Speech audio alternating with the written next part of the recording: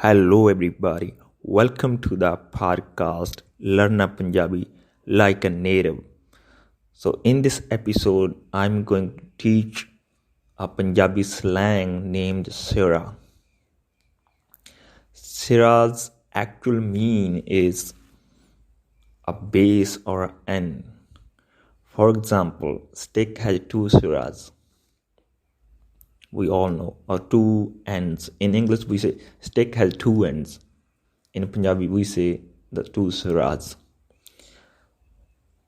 So, when people use Sira word in slang, it's mean fantastic, awesome, or like a brilliant. Why people use it as a slang? Because if somebody say Sira something, like somebody ask how they are looking, right? If somebody asks me how they are looking, I said Sira, it means they are looking fantastic. People use it because when people say Sira, it means end, nothing to improve. It's top level, right? It's top. You can't improve anymore because you are already fantastic. You are already brilliant. So that's what it means.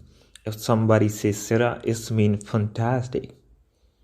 So, but in actual meaning, Sira means a base or an end. But when people use it as a slang, it means fantastic, brilliant. So it is really good slang for those people who are trying to learn Punjabi.